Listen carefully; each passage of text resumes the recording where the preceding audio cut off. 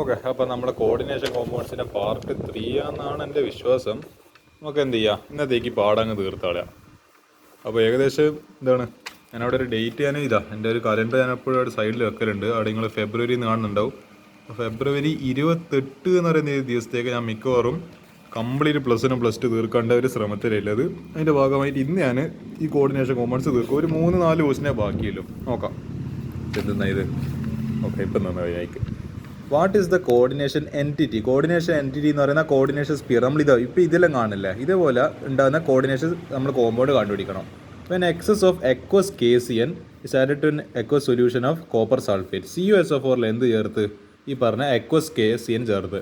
Y is it that no precipitate of copper sulphide is obtained when H2S gas is pass through the solution? ഈ ക്വസ്റ്റിൻ്റെ answer നമ്മൾ ചെയ്യണം. Cu2+ forms complex with excess KCN. Cu2+ ions are absent in the solution of complex. നോക്കാം. ഈ 4 KCN in excess, അതായത് excess എന്ന് പറയുമ്പോൾ 4 മോൾ എടുത്ത് 4 KCN in aqueous copper sulphate. അപ്പോൾ നമുക്ക് കിട്ടുന്ന ഒരു കോംപ്ലക്സ് കോമ്പൗണ്ട് എന്ന് പറയുന്നത് K2CuCN 4 ടൈംസ്. ഇതാണ് നമുക്ക് കിട്ടുന്നത്. അപ്പോൾ എന്താ, അത് എക്വസ് ആണ്, പ്ലസ് K2SO4 എക്വസ്. ഇപ്പോൾ ഇതാണ് നമുക്ക് കിട്ടുന്ന കോമ്പൗണ്ട് എന്ന് പറയുന്നത്. ഇതിനെ H2S പാസ് ചെയ്ത് കഴിഞ്ഞാൽ എന്താണ്, ഈ പറഞ്ഞ Cu2+ ഇതിന്ന്, അതായത് നമുക്ക് എന്ത് ചെയ്യാൻ പറ്റില്ല. നിങ്ങൾ ആലോചിച്ച് നോക്കിയിട്ട് ഇതിപ്പോൾ ഒരു കോംപ്ലക്സ് ആയി. ഈ കോംപ്ലക്സിനെ നമുക്ക് കട്ട് ചെയ്തിട്ട് എന്താണ്, ഇത് K2K+ Cu2+ CN എന്താണ് മൈനസ് എന്ന് പറഞ്ഞിട്ട് ചെയ്യാൻ പറ്റില്ല. ഇതെന്താണ്, ദിസ് ഇസ് നോൺ അയോണൈസബിൾ ആയിട്ടുള്ള സാധനമാണ് ഈ പറഞ്ഞ ഏത് നമ്മുടെ കോർഡിനേഷൻ കോമ്പൗണ്ട് ഉള്ളിലത്തില്ല സാധനം.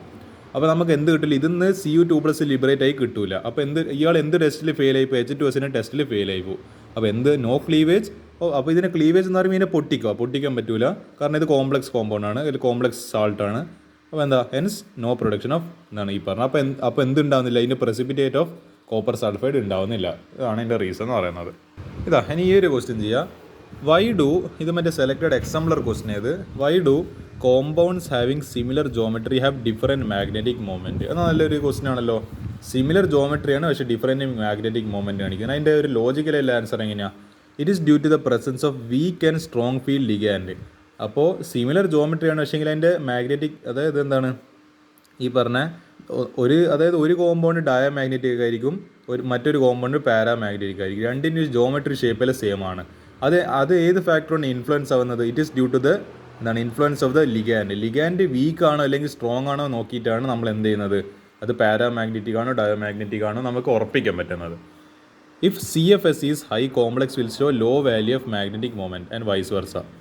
നമുക്ക് നോക്കാം. CSF എന്ന് പറയുമ്പോൾ ക്രിസ്റ്റൽ ഫീൽഡ് സ്പ്ലിറ്റിംഗ് എനർജി. അപ്പോൾ നമുക്കൊരു എക്സാമ്പിൾ എടുക്കാം. CO കൊബാൾട്ട് F6 3-, പിന്നെന്താ കൊബാൾട്ട് NH3 6. അപ്പോൾ എന്താ, നമുക്കറിയാം. ഞാൻ കാണിച്ചു തരും. നിങ്ങൾക്കൊരു എന്താണ് ഈ ഒരു സീരീസ് ഓർമ്മയുണ്ട? ഇതിൽ നമ്മൾ ഫ്ലൂറിൻ ഏടിയയില്ല, പിന്നെന്താ നമ്മൾ NH3 ഏടിയല്ലേ. ഇതിപ്പോൾ ഇവിടുത്തെ ഫസ്റ്റത്തിന് ലിഗാൻഡ് ഫ്ലൂറിനും സെക്കൻഡത്തിന് ലിഗാൻഡ് NH3 അല്ലേ. ഇതെന്താ സാധനം, സ്പെക്ട്രോ കെമിക്കൽ സീരീസിൽ, അതായത് ഈ പറയുന്ന ഈ CO ആയിരിക്കും മോസ്റ്റ് സ്റ്റേബിൾ. ഇങ്ങോട്ട് ബാക്കോട്ട് പോകുന്നവരെ സ്റ്റെബിലിറ്റി കുറഞ്ഞു വരും. ഈ F- സ്റ്റേബിൾ ആണല്ലോ ഇപ്പോൾ ഈ NH3 അമോണിയ എന്ന് പറയുന്നത്. അപ്പോൾ അയാൾ എന്തായിരിക്കും, ഈ F6 എന്ന് പറയുന്ന ഹാലജൻസ് എല്ലാം പൊതുവെ വീക്ക് ഫീൽഡ് ലിഗാൻസ് ആണ്. NH3 കുറച്ചും കൂടി നമ്മൾ എന്താണ് ആ CO അടുത്തായിട്ട് വരുന്നതുകൊണ്ട് എനിക്കൊന്ന് തേർഡ് ലാസ്റ്റ് ഒന്നുമല്ല. അതിൻ്റെ ഇതിങ്ങനെ ഓർഡർ ഇങ്ങനെ വരുന്നത്, എത്രാമത്തെ ഇതായിട്ട് വരുന്നത്, 1 2, അതായത് 1 2 തേർഡ് ലാസ്റ്റ്, അതായത് അല്ല ഒരു minute, first second third last പൊസിഷനിലാണ് നമ്മൾ NH3 വരുന്നത്. The former is paramagnetic. അതായത് ഇയാൾ എന്താണ് വീക്ക് ഫീൽഡ് ആയതുകൊണ്ട് എന്താണ് ഇലക്ട്രോൺസ് പെയറപ്പ് നടക്കില്ല. അതുകൊണ്ട് എന്താ ഇയാൾ പെയറപ്പ് നടക്കാത്തതുകൊണ്ട് തന്നെ അൺപെയർഡ് ഇലക്ട്രോൺസ് ഉണ്ടാവും. അപ്പോൾ ഇയാൾ എന്താ പാരാമാഗ്നറ്റിക്. ലാറ്റർ എന്ന് പറയുന്നത്, ഫോർമർ എന്ന് പറയുന്നത് ഫസ്റ്റത്തെ കോമ്പൗണ്ട്, ലാറ്റർ എന്ന് ഉദ്ദേശിക്കുന്നത് സെക്കൻഡത്തെ കോമ്പൗണ്ട്. ഇത് ആക്ച്വലി നമ്മൾ ഇംഗ്ലീഷിൽ ഉപയോഗിക്കുന്ന ഒരു വേർഡായത്. നമ്മൾ ആദ്യത്തിനെ കാണിക്കാൻ ഫോർമർ ഉപയോഗിക്കും, സെക്കൻഡത്തിനെ കാണിക്കാൻ ലാറ്റർ എന്ന് പറഞ്ഞിട്ട് ഉപയോഗിക്കും. ഇത് ഇംഗ്ലീഷ് എത്ര ആൾക്കാർക്ക് ഇത് അറിയുന്നുണ്ടോ, ഈ വേർഡ്സ് അറിയുന്നുണ്ടോ എന്ന് എനിക്കറിയില്ല, പക്ഷേ നമ്മൾ എങ്ങനെയാണ് പൊതുവെ പറയാറ്. ഇതെന്താ NH3 സ്ട്രോങ് ഫീൽഡ് ആയതുകൊണ്ട് അയാൾ ഇലക്ട്രോൺസിനെ അടുത്ത് പെയറപ്പ് ചെയ്യാൻ വേണ്ടി പറയും. അപ്പോൾ എന്താണ് ഫ്രീ ആയിട്ട് ഓരോ കസേരയിൽ ഇരിക്കുന്ന ആൾക്കാരെ കൊണ്ട് അതായത് ഇങ്ങനെ ഇരിപ്പിക്കും. ഇങ്ങനെ ഓരോ ആൾക്കാർ വളരെ സുഖസുന്ദരമായിട്ട് ഓരോ ആൾ വീതി ഇരുന്നത്, പിന്നെ അഡ്ജസ്റ്റ് ചെയ്തിട്ട് ഒരു കസേരത്തിന് 2 ആൾക്കാർ വെച്ച് ഇരിക്കേണ്ടി വരും. ഇതാണ് ആരെ എഫക്റ്റ്, നമ്മുടെ സ്ട്രോങ് ഫീൽഡ് ലിഗാൻഡിൻ്റെ എഫക്റ്റ് എന്ന് പറയുന്നത്. അപ്പോൾ അതുകൊണ്ടാണ് ഇതിൻ്റെ സ്ഥിതി F- weak field ligand, NH3 strong field ligand. ഇതാണ് ഈ ക്വസ്റ്റിൻ്റെ ആൻസർ എന്ന് പറയുന്നത്. ഓക്കെ, ഈ ഒരു ക്വസ്റ്റിന് ഈ പറഞ്ഞ question number 11, CuSO4.5H2 is blue in color while CuSO4 copper sulfate is colorless. Why? Okay, ഇവിടെ CuSO4.5H2O ഈ വാട്ടർ H2O എന്ന് പറയുന്ന ഒരു ലിഗാൻഡ് ആയിട്ട് ആക്ട് ചെയ്യുന്നത്. നിങ്ങൾ ആലോചിച്ച് നോക്കി, ഇതിപ്പോൾ ഇങ്ങനെ ഒരു കോർഡിനേഷൻ കോമ്പൗണ്ട് ആണെങ്കിൽ ലിഗാൻഡ് ആയിട്ട് ആക്ട് ചെയ്യുന്നുണ്ട്. As A result it causes crystal field splitting. അപ്പോൾ ഇവിടെ എന്താ നടക്കുന്നത്? Crystal field splitting. അതായത് ഇവിടെ നിങ്ങൾ കാണില്ല, ഇപ്പോൾ ഡി ഓർബിറ്റിൽ ഇങ്ങനെ ക്രിസ്റ്റൽ ഫീൽഡ് സ്പ്ലിറ്റിംഗ് വഴി ഒരു EGയും T2G8 രണ്ട് ലെവലായിട്ട് രണ്ട് തട്ടായിട്ട് മാറുന്നില്ല. അതിനെ സിമ്പിളായിട്ട് ഭാഷ പറയുകയാണെങ്കിൽ ഇതാണ് ക്രിസ്റ്റൽ ഫീൽഡ് സ്പ്ലിറ്റിംഗ് എന്ന് പറയുന്നത്. അപ്പോൾ എന്താ ഹെൻസ് DD ട്രാൻസിഷൻ. അപ്പോൾ നിങ്ങൾ ആലോചിച്ച് നോക്ക്, ഇവിടെ ഒരു DD ട്രാൻസിഷന് ചാൻസ് ഇല്ല. അതായത് കളേർഡ് കോമ്പിനേഷൻ കാണിക്കാനല്ല, കളേർഡ് കോമ്പൗണ്ട് കാണിക്കാനല്ല കണ്ടീഷൻ എന്ന് പറയുന്നത്, പ്രൈമറി കണ്ടീഷൻ എന്ന് പറയുന്നത് DD ട്രാൻസിഷൻ ഉണ്ടാവണം. അതായത് ഒരു ലെവലിൽ നിന്ന് മറ്റൊരു ലെവലിലേക്ക് മുകളിലേക്ക് ചാടാനായിരിക്കും പറ്റണം, നമ്മളെ ഡിയിലുള്ള ഇലക്ട്രോൺസിന് ചാടാൻ വേണ്ടി പറ്റണം. ഇവിടെ നിങ്ങൾ ആലോചിച്ച് നോക്ക്, ഇവിടെ ഒരു ഇലക്ട്രോൺ മുകളിൽ ചാടിയിട്ട് എക്സൈറ്റേഷൻ വഴി ഇവിടെ മുകളിൽ പോകാൻ പറ്റില്ലേ? ഇതിനാണ് ആക്ച്വലി DD ട്രാൻസിഷൻ എന്ന് പറയുന്നത്. ഇതും D ആണ്, ഇതും D ആണ്. അപ്പോൾ ഇവർ തമ്മിലുള്ള ട്രാൻസിഷൻ, അതായത് മുകളിലും താഴെയും, അതായത് ഇപ്പോൾ മുകളിൽ കയറി പിന്നെ താഴെ ഇറങ്ങി, അതിൻ്റെ അതായത് പറയുന്ന വേവ് ലെങ്തിനെ എമിറ്റേറ്റ് ചെയ്തിട്ട് വീണ്ടും താഴെ ഇറങ്ങി, ഇതിന് ഈ ട്രാൻസിഷനെയാണ് ആക്ച്വലി DD ട്രാൻസിഷൻ എന്ന് പറയുന്നത്. അപ്പോൾ ഇവിടെ എന്ത് നടക്കുന്നുണ്ട്? ക്രിസ്റ്റൽ ഫീൽഡ് സ്പ്ലിറ്റിംഗ് നടക്കുന്നുണ്ട്. ഇയാൾ കളർ കാണിക്കും. ഇതെന്താ നടക്കുന്നത്? എൻഹൈഡ്രസ് CuSO4 എന്ന് പറയുമ്പോൾ വാട്ടർ കണ്ടന്റ് ഇല്ലാത്ത, അതായത് ഡ്രൈ ആയിട്ടുള്ള CuSO4ൽ ഈ വാട്ടർ എന്ന് പറയുന്ന ലിഗാൻഡില്ല. അപ്പോൾ എന്ത് നടക്കുന്നില്ല? വാട്ടർ ഇല്ല. അതുകൊണ്ടാണ് എൻഹൈഡ്രസ് എന്ന് പറയുന്ന വേർഡിനോട് ഇമ്പോർട്ടൻസ് ഉണ്ട്. അപ്പോൾ എന്താ വാട്ടർ എന്ന് പറയുന്ന ലിഗാൻഡില്ല, അതായത് കംപ്ലീറ്റ് ഡ്രൈ ആണ്, ഡ്രൈ ആയിട്ടുള്ള കോമ്പൗണ്ടാണ്. അതുകൊണ്ട് തന്നെ അവിടെ ക്രിസ്റ്റൽ ഫീൽഡ് സ്പ്ലിറ്റിംഗ് നടക്കുന്നില്ല. അതുകൊണ്ട് തന്നെ അത് കളർലെസ് ആണ്. അപ്പോൾ നിങ്ങൾക്ക് മനസ്സിലാക്കാം, അതായത് D ആൻഡ് F ബ്ലോക്കിൽ നിങ്ങൾ പഠിക്കുന്നുണ്ട്, കളേർഡ് കോമ്പൗണ്ട്സ് കാണിക്കാനുള്ള main condition DD transition must be available. This is the primary and major reason for എന്താണ് കളർ ഓഫ് എന്താണ് കോമ്പൗണ്ട്, അല്ലെങ്കിൽ ഒരു ട്രാൻസിഷൻ കോമ്പൗണ്ട്. ഓക്കെ, അപ്പോൾ എന്താ നിങ്ങളെ ക്രിസ്മസ് എക്സാമിന് മറ്റേ പ്ലസ് ടു കാരുടെ പബ്ലിക് എക്സാമിനേഷൻ ഞാൻ എന്താ പറഞ്ഞിരുന്നത്, നമ്മളെ മോഡൽ എക്സാം 2025 ചോദിച്ചു. അതായത് മോഡൽ എക്സാം എന്താ പ്ലസ് ടുവിൽ ഞാൻ കണ്ടതിൽ വെച്ച് ഏറ്റവും ടഫസ്റ്റ് ആയിട്ടുള്ള ഒരു സബ്ജക്റ്റ് ഉണ്ടായിരുന്നത് അത് കെമിസ്ട്രിയാണ്. ബാക്കി പ്ലസ് വൺത്തെ ഫിസിക്സ് കെമിസ്ട്രി മാത്സും പ്ലസ് ടുത്തെ ഫിസിക്സും മാത്സ് എല്ലാം എളുപ്പമായിരുന്നു, ഒരു മോഡറേറ്റ് ലെവലായിരുന്നു. പക്ഷേ ഏറ്റവും ടഫസ്റ്റ് അൾട്രാ ലെവൽ ടഫായി പോയത് കെമിസ്ട്രി. അത് എന്തുകൊണ്ട്? അതിൻ്റെ റീസണ് ഇങ്ങനത്തെ ഇല്ല സെലക്റ്റഡ് എക്സാമ്പിൾ ഇടുന്നില്ല ക്വസ്റ്റ്യൻ. ഇത് എത്രാമത്തെ ക്വസ്റ്റ്യൻ നമ്പർ എന്ന് എനിക്ക് ഓർമ്മയില്ല, പക്ഷേ പക്ക ഈ ക്വസ്റ്റ്യന് അതാ ഞാൻ കാണിച്ചു തരാം ഒന്നും കൂടി. ആക്ച്വലി ഇതല്ല ബുക്ക് എന്ന് പറയുന്നത്, ഇതാണ് ആക്ച്വലി ആ ബുക്ക്. ഈ കിതാബ് എന്ന് പറയാം, അതായത് NCERT എക്സാമ്പിളർ, അതായത് objective and subjective type. Highly useful book for school board and engineering and medical entrance എക്സാമിന് ഉപയോഗിക്കുന്ന ഒരു ബുക്കായത്. ഈ ബുക്ക് നേരെ ചോദ്യകർത്താവ് ക്വസ്റ്റ്യൻ ചോദിച്ചു. ആ ക്വസ്റ്റ്യൻ നിങ്ങൾ കണ്ടപ്പോൾ ഇത് എത്ര ആൾക്കാർ ഈ ക്വസ്റ്റ്യൻ എഴുതിയെന്ന് എനിക്കറിയില്ല. തകർപ്പൻ ക്വസ്റ്റ്യൻ ഏത്, പക്ഷേ ഇതിലും തകർപ്പനതിൽ ഒരു വേറെ ക്വസ്റ്റ്യൻ ഉണ്ടായിരുന്നു. ഞാൻ കാണിച്ചു തരാം.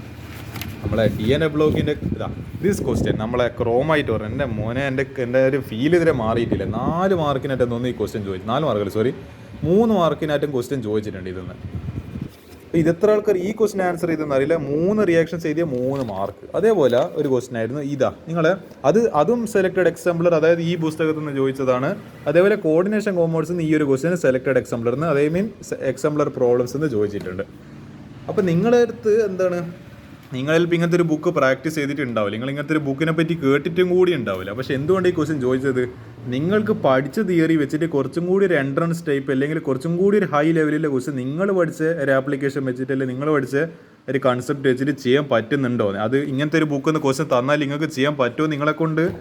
അതായത് നിങ്ങളെ പരീക്ഷിക്കേണ്ടിയിട്ട് തന്നെ ഈ ക്വസ്റ്റ്യന് അറിഞ്ഞുകൊണ്ട് ഇട്ടതായത്. ഇത് അറിയാണ്ടെന്ന് പറയേണ്ടത് അയ്യോ അവിടുന്ന് എന്നറിയപ്പാടി ഇങ്ങനെ ക്വസ്റ്റ്യൻ ഇട്ടതല്ല, സംഭവം അറിഞ്ഞുകൊണ്ട് ഇട്ടതാണ്.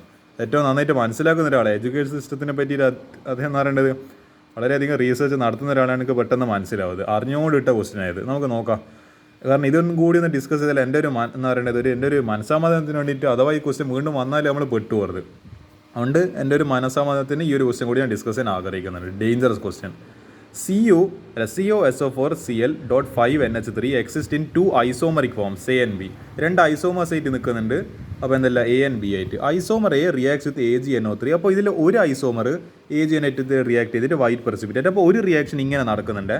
അതേപോലെ ഇയാൾ എന്തുമായിട്ട് റിയാക്ട് ചെയ്യുന്നില്ല, BaCl2 റിയാക്ട് ചെയ്യുന്നില്ല. ഐസോമർ B എന്ന റിയാക്ഷന് it gives white precipitate with BaCl2 but does not react. അവിടെ തിരിച്ചത്, അതായത് ഒരാളായിട്ട് റിയാക്ട് ചെയ്യുന്നുണ്ട്, പക്ഷേ വേറൊരാളായിട്ട് റിയാക്ട് ചെയ്യുന്നില്ല.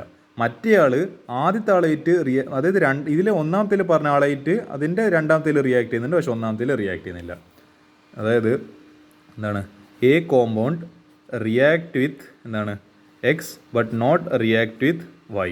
അതേപോലെ B compound react with Y but not react with X. അതാണ് തിരിച്ച്. അതായത് എ എന്ന് പറയുന്നത് എക്സ് ആയിട്ട് റിയാക്ട് ചെയ്യുന്നത് വൈ ആയിട്ട് റിയാക്ട് ചെയ്യുന്നില്ല. ബി എന്ന് പറയുന്നത് ഇതിൽ വൈ ആയിട്ട് റിയാക്ട് ചെയ്യുന്നുണ്ട് എക്സ് ആയിട്ട് റിയാക്ട് ചെയ്യുന്നില്ല. Identify A and B, write their structural formula. നിങ്ങൾക്ക് എനിക്കറിയില്ല, കുറച്ച് എൻട്രൻസ് ലെവലിൽ തന്നെ A+ ലെവലിൽ തന്നെ ഞാൻ വേണ്ടിക്ക് പറയാം, കുറച്ച് കഷ്ടമുണ്ട് ഈ question. Name the type of isomerism, give the IUPAC name of B and C. ഈ ക്വസ്റ്റ്യൻ ഞാൻ ഡിസ്കസ് ചെയ്യുന്നതായിരിക്കും. A gives precipitate with AgNO3, so Cl is present in the outside. അതായത് ഈ ക്വസ്റ്റിൻ്റെ പ്രത്യേകത എനിക്കെന്നാ മനസ്സിലായി ഞാൻ പറഞ്ഞുതരാം. ലാബ് കറക്റ്റായിട്ട് ചെയ്യുന്ന ഒരാൾക്ക് ഈ ക്വസ്റ്റ്യൻ എന്താണെന്ന് തിരിഞ്ഞിട്ടുണ്ടാവും. ഈ പറഞ്ഞ മറ്റേ നിങ്ങൾ പ്ലസ് ടു കാരാണ്, സാൾട്ടാണ്, മറ്റെന്താണ് നിങ്ങൾ ലാബിൽ സാൾട്ട് എന്ന് പറയുന്നൊരു സാധനം കൃത്യമായിട്ട് നിങ്ങൾ ഓരോന്ന് എന്താ പറയുന്നത് ഉഴപ്പാണ്ട് ചെയ്തിട്ടുണ്ടെങ്കിൽ എന്താണ് ഈ സംഭവം നിങ്ങൾക്ക് മനസ്സിലായിട്ടുണ്ട് എന്താ ഉദ്ദേശമെന്നില്ല. കാരണം ഇത് ആക്ച്വലി 2 ടെസ്റ്റാടോ. അതായത് നമ്മളെന്താണ് ഈ പറഞ്ഞ സിൽവർ നൈട്രേറ്റ് എന്ന് പറയുന്നത് നമ്മൾ Cl മൈനസ് അയോണിൻ്റെ ടെസ്റ്റാണ്, അതായത് ക്ലോറൈഡ് അയോണിൻ്റെ ടെസ്റ്റാണ്. അതായത് അതിൻ്റെ precipitate കിട്ടേണ്ടിയിട്ട് ഉപയോഗിക്കുന്നത്, അതായത് അതിൽ ക്ലോറിൻ്റെ പ്രസൻസ് ഉണ്ടോ എന്ന് നമ്മൾ ചെക്ക് ചെയ്യേണ്ടിയിട്ട് ഉപയോഗിക്കുന്നത് എന്താണ്, എനിക്ക് തോന്നുന്നത് കൺഫർമേഷൻ ടെസ്റ്റാണെന്ന് എനിക്ക് തോന്നുന്നത്, അല്ലെങ്കിൽ എന്താണ് പ്രിലിമിനറി ടെസ്റ്റാണെന്ന് എനിക്ക് ഓർമ്മയില്ല. പക്ഷേ എന്ത് ചേർക്കുന്നുണ്ട്, ആ precipitate കിട്ടേണ്ടിയിട്ട് നമ്മൾ ഈ AgNO3 ചേർക്കും. അതേപോലെ എന്താണ് ഈ BaCl2 ആയിട്ട് റിയാക്ട് ചെയ്യുന്നുണ്ട്. അത് നമ്മൾ ഈ BaCl2 എന്ന് പറയുന്നത് ബേരിയം ക്ലോറൈഡ് എന്തിനാണ് ചേർക്കുന്നത്, സൾഫേറ്റിൻ്റെ പ്രസൻസ്. സൾഫേറ്റ് എന്ന് പറയുമ്പോൾ SO4 -. ഇത് 2 സാൾട്ടും 2 ആനിയോൺ പാർട്ടും നിങ്ങൾക്ക് ചെയ്യാനുണ്ട്. 5 ആനിയോൺസും എനിക്ക് തോന്നുന്നു, പിന്നെ ഒരു 7 കാറ്റിയോൺസ് നിങ്ങൾക്ക് ചെയ്യാനില്ല. അതായത് അതിലുള്ള 5 ആനിയോൺസിൽ 2 ആനിയോൺ Cl -SO4 ഇതിനെ പറ്റിയിട്ടാണ് ചർച്ച അവിടെ മൊത്തം നടക്കുന്നത്. നോക്കാം നമുക്ക്. A gives precipitate with AgNO3. അപ്പോൾ അതൊന്ന് മനസ്സിലായി. അപ്പോൾ എന്താ സിൽവർ നൈട്രേറ്റിൻ്റെ അതായത് എന്താ പറയേണ്ടത്, സിൽവർ നൈട്രേറ്റ് ആയിട്ട് precipitate കിട്ടുന്നുണ്ടെങ്കിൽ നമുക്ക് മനസ്സിലായി ഇത് എന്താണ് നമ്മളെ ക്ലോറൈഡിൻ്റെ ടെസ്റ്റാണ്. ബേസിക്കലി ഒബ്വിയസ്ലി എന്താണ് ക്വാളിറ്റേറ്റീവ്ലി നോക്കുവാണെങ്കിൽ എന്താണ് നമ്മളെ കെമിസ്ട്രീൻ്റെ സാൾട്ട് അനാലിസിസ് വെച്ച് പറയുന്നത് ഇത് ക്ലോറൈഡിൻ്റെ ടെസ്റ്റാണ്. അപ്പോൾ അതിൽ Cl ഉണ്ട്, മനസ്സിലായി. അതിൻ്റെ കോർഡിനേഷൻ സ്പിയർ, കാരണം കോർഡിനേഷൻ സ്പിയറിൻ്റെ പുറത്താണല്ലോ. അത് എന്തുകൊണ്ട് അകത്തായിക്കൂടാ, അകത്തില്ല സാധനം റിയാക്ട് ആവില്ല. അപ്പോൾ അതിൻ്റെ ആ കൗണ്ടർ അയോണൈറ്റ് ആക്ട് നിങ്ങൾക്ക് ഒരു എക്സാമ്പിൾ എവിടെ കാണിച്ചു തരും. ഇപ്പോൾ ഞാൻ ഇതാ ഒരു വേഴ്സ് ഇത് പോട്ടെ, നല്ലൊരു എക്സാമ്പിൾ ആയിട്ട് പോയിടും. ഈ പറഞ്ഞ ഇതാ ഈ ഉള്ളിലത്തെ സാധനം കംപ്ലീറ്റ് റിയാക്ട് ചെയ്യില്ല. ഇതിൻ്റെ പുറത്തിങ്ങനെ കൗണ്ടർ അയോണായിട്ട് നിൽക്കുന്ന ഒരു സാധനമല്ലേ ഈ പറയുന്ന കൗണ്ടർ അയോൺ. ഇതാണ് ആക്ച്വലി നമ്മളെ അതായത് റിയാക്ഷനിലാണ് പങ്കെടുക്കുന്നത്. ഈ കംപ്ലീറ്റ് സാധനം ഉള്ളിൽ പങ്കെടുക്കാൻ വേണ്ടി പറ്റില്ല. ഇതിങ്ങനെ സ്പ്ലിറ്റ് ആയിട്ട് ഇത് വേറെ സാധനം, ഇത് -2 ഇത് +2 എന്നും പറഞ്ഞിട്ട് ഇങ്ങനെ അതിനെ സ്പ്ലിറ്റ് ചെയ്തിട്ട് റിയാക്ഷനിൽ പങ്കെടുക്കാൻ പറ്റത്തില്ല. ഈ പുറത്ത് നിൽക്കുന്ന ആൾക്ക് പങ്കെടുത്തോളൂ. അതതിൻ്റെ ഒരു ചടങ്ങിൻ്റെ ഭാഗമാണ്. അപ്പോൾ എന്താ, കാരണം അത് കോംപ്ലക്സ് ആയിട്ട് അത് അയോണൈസബിൾ അല്ല. അതിൻ്റെ പുറത്തില്ല സാധനത്തിനാണ് എന്ത് ചെയ്യാൻ പറ്റുക, കോർഡിനേഷൻ സ്പിയറിൻ്റെ പുറത്തില്ല സാധനത്തിനാണ് എന്ത് ചെയ്യാൻ പറ്റുക, റിയാക്ട് ചെയ്യാൻ പറ്റുക. അപ്പോൾ നമുക്ക് മനസ്സിലായി ആ പറയുന്ന ഒരു ഐസോമറിൻ്റെ സ്ഥിതിയിൽ ഈ പറഞ്ഞ എന്താ നമ്മളെ AgNO3 ടെസ്റ്റിൽ പാസ്സാവുന്നുണ്ട്, precipitate കിട്ടുന്നുണ്ട്. അതിൻ്റെ പുറത്ത് എന്തുണ്ട്, ക്ലോറിൻ ഉണ്ട്. കാരണം ക്ലോറിൻ ഇല്ലത് കൊണ്ടാണ് ഇയാൾ എന്താണ് ലെഡ് നൈട്രേറ്റിൻ്റെ നമ്മളെ സിൽവർ നൈട്രേറ്റിൻ്റെ ടെസ്റ്റിൽ പാസ്സായത്. സാൾട്ട് പഠിച്ച ആൾക്ക് ഞാൻ പറയുന്ന സാധനം മനസ്സിലാകുന്നുണ്ടാവും. അത് കൃത്യമായിട്ട് എൻ്റെ സാൾട്ടിൻ്റെ ഒരു കളർ, precipitate കളർ എനിക്ക് ഓർമ്മയില്ല, ഞാൻ ചെയ്തിട്ടുണ്ടായിരുന്നു, പക്ഷേങ്കിൽ എൻ്റെ കളർ ഓർമ്മയില്ല. പക്ഷേ അത് കൃത്യമായിട്ട് ചെയ്ത ആൾക്കാർക്ക് സാധനം മനസ്സിലാകുന്നുണ്ടാവും. ഈ ബി എന്ന് പറയുന്നത് BaCl2. അപ്പോൾ എന്താ അത് BaCl2 നമ്മൾ ബേരിയം ക്ലോറൈഡ് ഒരു എന്താണ് ഒരു ബീക്കറിൽ വെച്ചിട്ടുണ്ടാവും. നിങ്ങൾ എന്താണ് നമ്മുടെ ജനലിൻ്റെ അടുത്തായിട്ട് ഇങ്ങനെ വെച്ചിട്ടുണ്ടാവും. BaCl2 എന്ന് പറഞ്ഞ് എഴുതിയിട്ടില്ല, ബേരിയം ക്ലോറൈഡ്. അതിങ്ങനെ എടുത്തിട്ട് കുറച്ച് നമ്മളെ ടെസ്റ്റ് ട്യൂബിലേക്ക് ഒഴിക്കുന്നതാണ്. അപ്പോൾ എന്ത് കിട്ടും, അതിൽ precipitate കിട്ടുന്നുണ്ടെങ്കിൽ നമ്മളെന്താ അതിൽ സൾഫറിൻ്റെ പ്രസൻസ്, സൾഫേറ്റിൻ്റെ പ്രസൻസ് ഉണ്ടെന്ന് മനസ്സിലാവും. അപ്പോൾ BaSO4 എന്ന് പറയുന്ന എന്തുണ്ടാക്കുന്നുണ്ട്, ഒരു കളേർഡ് ആയിട്ടില്ല ഒരു എന്തുണ്ടാക്കുന്നുണ്ട് നമ്മളെ അതിന് പേരുന്നതിനോ precipitate ഉണ്ടാക്കുന്നുണ്ട്. അപ്പോൾ മനസ്സിലായി എന്തുണ്ട്, സൾഫേറ്റ് എന്ന് പറയുന്ന ഒരു ഗ്രൂപ്പ് SO4 ഗ്രൂപ്പ് നമ്മളെ കോർഡിനേഷൻ സ്പിയറിൻ്റെ പുറത്തുണ്ട്. അപ്പോൾ നമുക്ക് 2 ആൾക്കാർ കിട്ടില്ല. എ എന്ന് പറയുന്നത് CONH3 എന്താണ് 5 ടൈംസ് ഇതാ ഇവിടെ ഒരു Cl ഇല്ലേ, അപ്പോൾ SO4 പിന്നെ Cl. അപ്പോൾ എന്താ ചെയ്യേണ്ടത്, NH3 ഉള്ളിൽ കയറ്റി പിന്നെ SO4 ഉള്ളിലിരിക്കട്ടെ, ഈ Cl പുറത്തിരിക്കട്ടെ. എ എന്ന് പറയുന്ന കാരണം എന്താ, ഇയാൾ സിൽവർ നൈട്രേറ്റിൻ്റെ ടെസ്റ്റ് പാസ് ആയി. അപ്പോൾ ഇയാളാണ് അതായത് ഈ ക്ലോറിനാണ് റിയാക്ട് ചെയ്യുന്നത്. അപ്പോൾ ക്ലോറിൻ പുറത്ത്. ബിയിലാര ഈ പറഞ്ഞ BaCl റിയാക്ട് ചെയ്യുന്നത്. അപ്പോൾ മനസ്സിലായി SO4 ആണ്. അപ്പോൾ എന്താ ഈ പറഞ്ഞ അതായത് ഇതിലെ കോമ്പൗണ്ട്സ് ഉണ്ട്. ഈ ആദ്യം നമ്മൾ CO5NH3 പിന്നെ SO4 ഉള്ളിൽ നമ്മളെ പെട്ടീനുള്ളിൽ വെച്ച്, എന്നിട്ട് ബ്രാക്കറ്റിനുള്ളിൽ വെച്ച്, എന്നിട്ട് Cl പുറത്തിരുത്തി. രണ്ടാമത്തെ ബി എന്ന് പറയുന്ന കോമ്പൗണ്ടിൽ എന്താണ് SO4 പുറത്താക്കിയിട്ട് ClNH3 5NH3 ഒരുമിച്ചിരുത്തി. അപ്പോൾ CONH3 5 ടൈംസ് Cl SO4. അപ്പോൾ ബി എന്ന് പറയുന്ന മനസ്സിലല്ലോ നമ്മളെന്താ ഈ പറഞ്ഞ ബേരിയം ക്ലോറൈഡിൻ്റെ എന്താണ് കൺഫർമേറ്റീവ് ടെസ്റ്റിൽ പാസ്സാവുന്നതാണ്. അപ്പോൾ എന്താ SO4 എന്ന് നമുക്ക് കൺഫേം ആയി. ഇത്രയും ആൻസർ, ഇത്ര സിമ്പിളായിരുന്ന ക്വസ്റ്റ്യൻ. പക്ഷേ എന്താ സാൾട്ട് അനാലിസിസ് കൃത്യമായിട്ട് എന്താണ് സിസ്റ്റമാറ്റിക് അനാലിസിസ് സിമ്പിൾ സാൾട്ട് എന്ന് പറയുന്ന സെക്ഷന് ലാബിൽ കൃത്യമായിട്ട് ചെയ്ത ആൾക്ക് സംഭവം വളരെ എളുപ്പത്തിൽ ക്വസ്റ്റ്യൻ ചെയ്യാൻ പറ്റിയിട്ടുണ്ടാവുമെന്നാണ് എൻ്റെ വിശ്വാസം. ഇനി സിമ്പിളായി എയും ബിയും കിട്ടി. ഇനി അപ്പം മനസ്സിലായി ഇത് ഒരു അയോണാണ്, ഇതൊരു അയോണാണ്. ഇവിടെ ഇത് രണ്ടും ഐസോമേഴ്സ് ആണ്. ഇവർ തമ്മിലുള്ള വ്യത്യാസം എന്താ, ഇത് ഇങ്ങോട്ടാണ് ഇങ്ങോട്ട് തിരിച്ചിട്ട് കഴിഞ്ഞാൽ ഇത് കിട്ടി. അപ്പോൾ നമുക്ക് മനസ്സിലായി ഇങ്ങനെ നമ്മൾ അയോൺസിനെ അങ്ങോട്ടും ഇങ്ങോട്ട് തിരിച്ചിടുന്ന നമ്മൾ ഐസോമറിസം എന്താ പഠിച്ചത്? Ionisation, isomerism. As it gives different ions and subject to ionisation. അപ്പോൾ ഇതിനങ്ങോട്ട് തിരിച്ചിടും, ഇത് ഇങ്ങോട്ട് തിരിച്ചിടും, 2 അയോൺസ് ആണ്. അപ്പോൾ നമുക്ക് മനസ്സിലായി ഇതിപ്പോൾ ഇപ്പറോ അന്നേരം ഇത് കിട്ടും, ഇതിന് തിരിച്ചിട്ട് ഇത് കിട്ടും. അപ്പോൾ അയോണൈസേഷൻ, ഐസോമറിസം. ഇത് രണ്ടിൻ്റെ പേരിന് എളുപ്പത്തിൽ പറയാലോ. ഒന്നാമത്തേൻ്റെ പേരെന്താ? 5 ഇതിലുണ്ട്. പെൻറ്റ, അമീൻ, പിന്നെന്താ സൾഫേറ്റോ, കൊബാൾട്ട്, പിന്നെന്താ കൊബാൾട്ട് 3ലാണ് നിൽക്കുന്നില്ല. കാരണം കൊബാൾട്ട് ഇതിപ്പോൾ 2- വെക്കുമ്പോൾ ഇയാൾ +3 നിൽക്കും. എന്നാലും +1 ടോട്ടൽ ചാർജ് കാണിച്ചിട്ട് -1 കൗണ്ടർ ബാലൻസ് ചെയ്യും. അപ്പോൾ ക്ലോറൈഡ്. രണ്ടാമത്തെ കോമ്പൗണ്ട് പേര് പെൻറ്റ അമീൻ, ഇത് ക്ലോറിഡോ, പിന്നെന്താ കൊബാൾട്ട്. ഇയാളും എന്താണ് ഇതിപ്പോൾ ഒരു -1 ഇയാളിപ്പോൾ +3 കാരണം ഇപ്പോൾ എന്താ ഇവിടെ ഒരു ടോട്ടൽ ചാർജ് 2 വന്നിട്ട് ഈ -2 കംപ്ലീറ്റ് ക്യാൻസൽ ചെയ്യണം. അപ്പോൾ cobalt 3 sulphate. This will be the final answer. എത്ര എളുപ്പത്തിൽ നമ്മൾ ഈ ക്വസ്റ്റ്യൻ ചെയ്തത്. സാൾട്ട് അറിയുന്നവർക്ക് ഈ ക്വസ്റ്റ്യൻ എളുപ്പത്തിൽ ചെയ്യാൻ വേണ്ടി പറ്റിയിട്ടുണ്ടാവും തന്നെയാണ് എനിക്കിപ്പോഴും ഞാൻ പ്രതീക്ഷിക്കുന്നത്. ഇതായിരുന്നു നിങ്ങൾ എവിടെ കണ്ടത്, നിങ്ങളെ മോഡൽ എക്സാമിന് കണ്ട ക്വസ്റ്റ്യൻ. അപ്പോൾ ഇനി ഇങ്ങനത്തെ ക്വസ്റ്റ്യൻസ് പ്രതീക്ഷിക്കാമല്ലോ. അപ്പോൾ ഇങ്ങനത്തെ ഒരു ബുക്ക് വാങ്ങുന്നത് വെറുതെ മണിയെന്ന് മനസ്സിലായല്ലോ.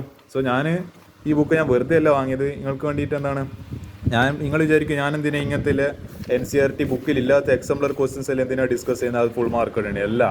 A+ ഉറപ്പിക്കേണ്ടിയിട്ടാണ് ഈ ക്വസ്റ്റ്യൻസ്. ഇന്നലെ തിരിച്ചറിവ് നിങ്ങൾക്ക് എന്ന് വരുന്നോ അന്ന് നിങ്ങൾക്ക് മെച്ചൂരിറ്റി. ഇത് പറഞ്ഞുകൊണ്ട് ഈ പാഠം അവസാനിച്ചു.